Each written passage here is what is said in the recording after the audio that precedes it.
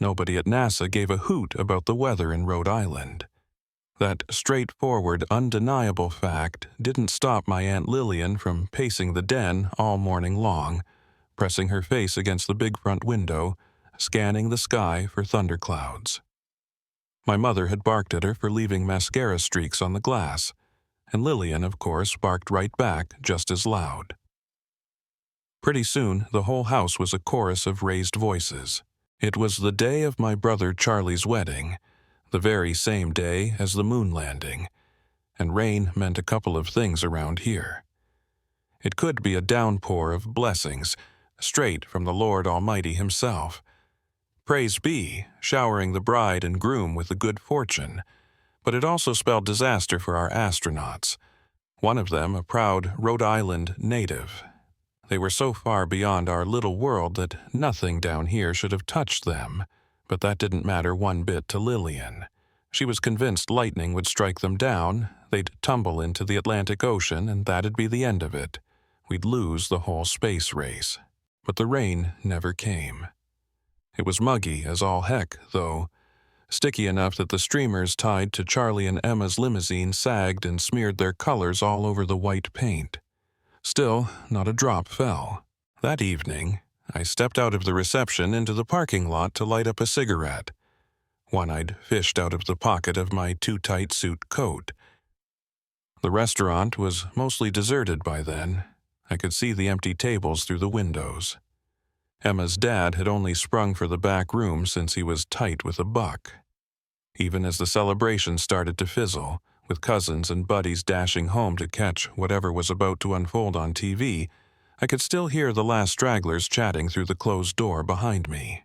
I struck a match from a little book I'd grabbed off the front counter, watching the smoke twist upward toward the moon. They were up there right this minute. That was downright mind-blowing. Up there while I stood here, gazing up at them. Maybe some small part of me could reach them like this, I thought to myself. Maybe they'd catch a glimpse of my cigarette smoke and know I was down here. Not many people ever seemed to. "You'd better move quick. You've got to get there before Emma does," Lillian rattled on, bustling out of my parents' front door after my uncle, who was flapping his arms at her like a wild bird.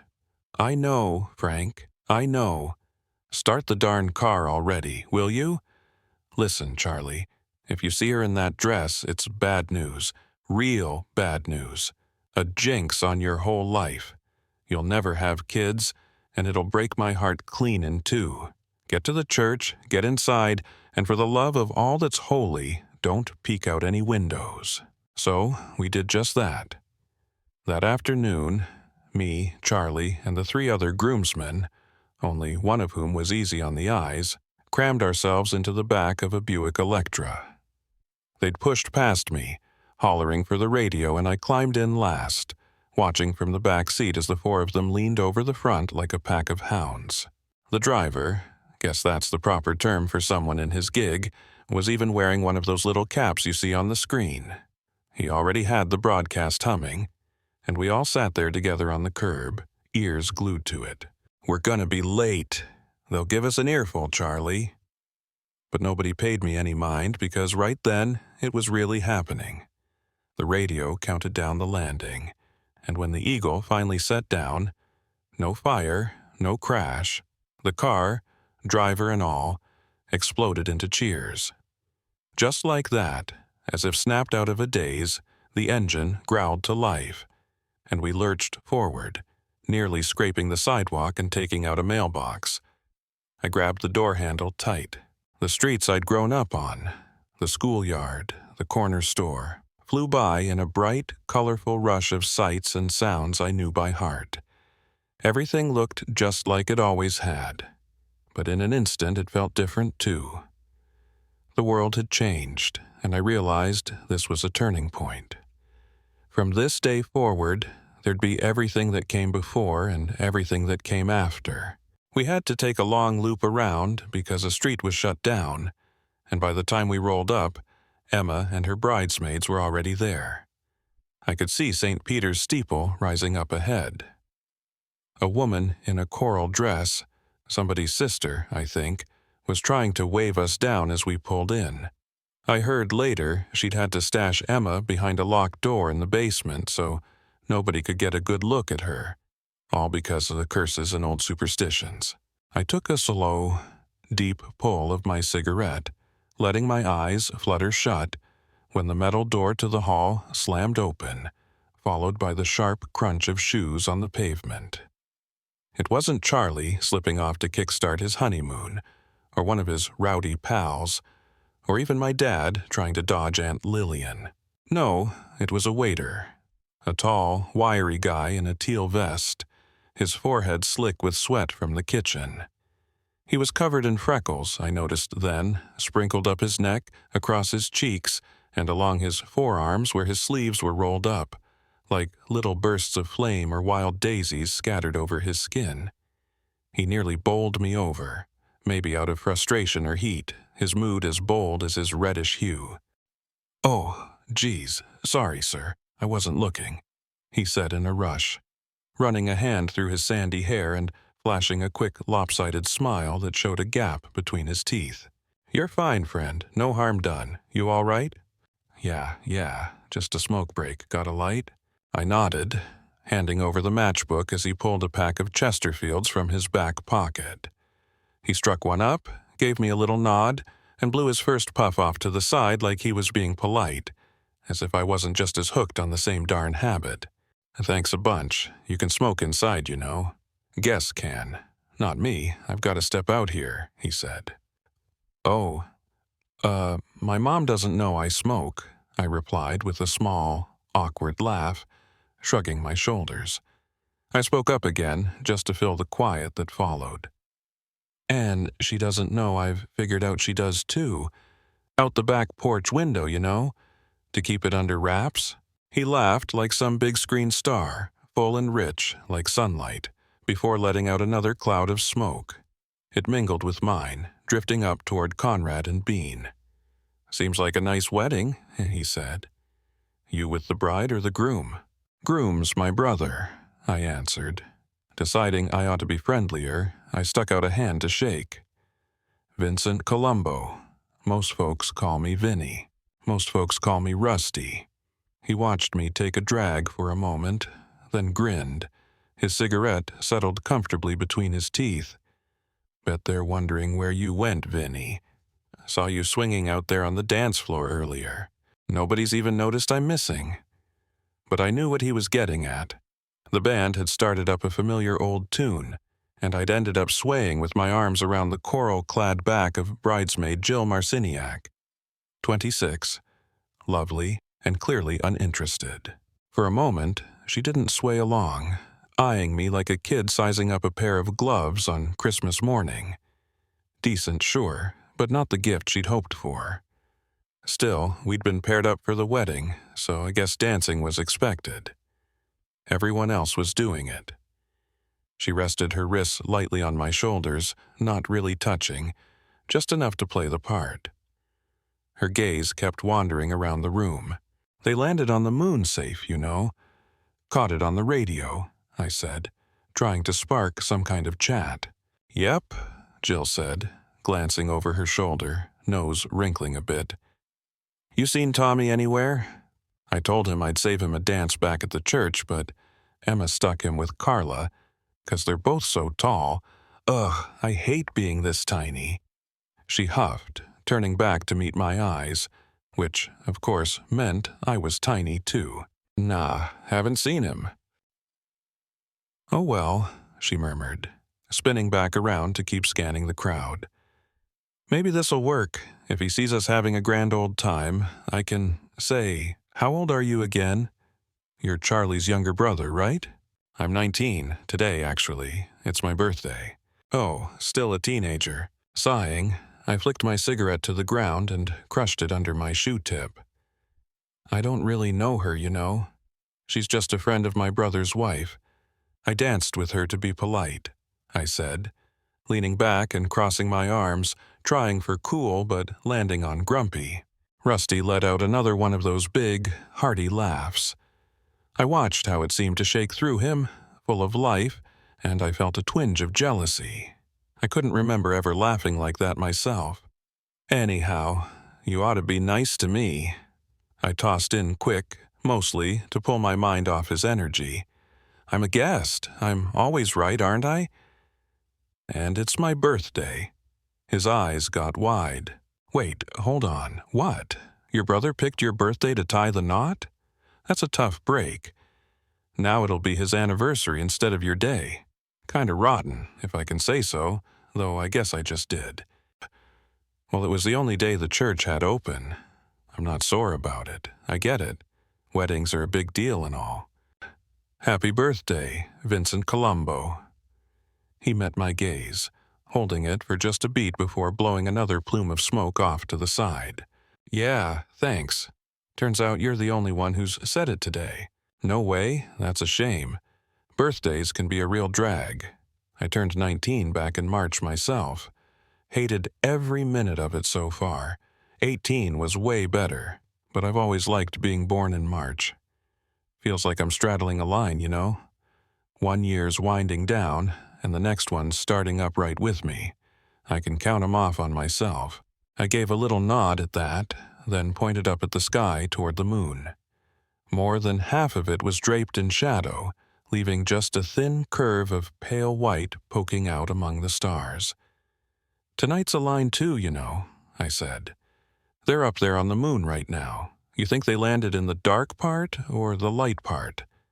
I clicked my tongue, nostrils flaring. Doesn't matter much, I guess. Pete Conrad's from right here in Rhode Island, you know. But before tonight, nobody'd ever set foot up there. Now they have. We have.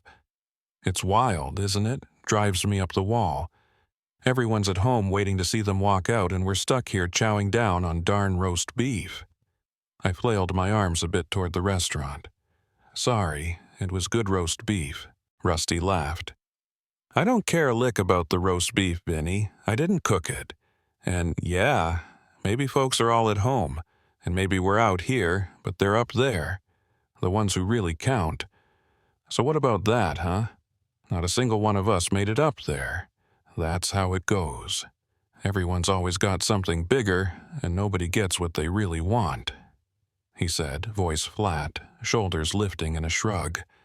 For a second, he glanced back at the hall doors, still shut tight. Oh, what do you want then? Besides this, I mean. Guess waiting tables at other folks' weddings isn't exactly a barrel of laughs, I rambled. Always wanted to work in a place like this? I wait tables, Vinny. I'm not a chef or even a darn manager, he scoffed, taking a long drag of smoke that swirled around his lips. Nah, you know what I want. Saw in a magazine once about this creature living in a lake up in Canada. Back in the 1930s, some doctor took a picture of it. A real doctor, so it's gotta be true. I want to head up there, find it myself, haul it back to Providence County. Sure, I'm not on the moon, but I can still poke around everything down here, can't I? He lit up with this urgency, shoulders rolling back, face glowing with the boyish excitement that could make anyone believe. He radiated this warmth I was just noticing, one that could outshine the bustling moon and make me feel it too. So why don't you go for it? Well, why don't you stroll back in there and tell him it's your birthday, and they'd better not forget it. I didn't have an answer, so I just slumped a little and shrugged. Rusty's face softened, like he'd brushed up against some quiet ache in me, maybe where life had chipped something away. I spoke up again. You know, sometimes I think my folks had me just in case Charlie got flattened by a train or something. Not that he was ever really going to go anywhere, but, you know, just to have a spare handy, I said with a chuckle, half kidding. Smart thinking on their part, Rusty replied, giving my shoulder a light nudge, a gesture almost too familiar. I leaned into it, chasing some of that light like it might rub off on me. Having a spare, I mean, I don't. No idea what's coming tomorrow. The jerk inside, he's gonna fire me tonight. No, don't say he won't. I know he hasn't yet. But when I walk back in, it's done. I broke a glass, he yelled, so I told him to shove it where the sun don't shine. He patted his back pocket where his smokes peeked out. Nobody'll even notice I'm gone either, not really. Nobody ever notices much. I knew exactly what he meant. I felt it deep. But before I could say anything, I watched Rusty toss his lit cigarette to the ground in a spray of glowing ash. Then, stretching both arms high, rising up tall like that lake creature's neck, he waved with both hands, throwing his whole self into it, the way folks wave at passing ferries or planes. "I see him, Vinny," he called out, pointing with one finger. He jumped then, giving in to this strange, joyful burst. "They're right up there on the surface, waving back at me." A strong hand grabbed my jacket sleeve, tugging me closer, urging me to leap too.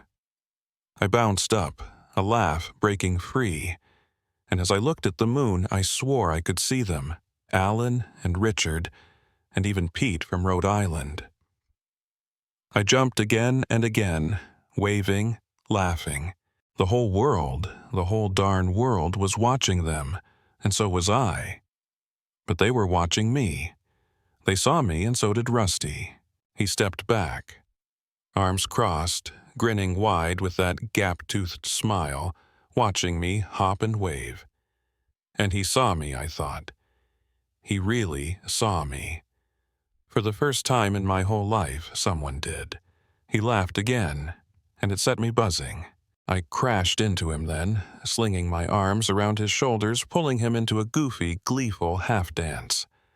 We laughed and leapt, all arms and legs in a tangle.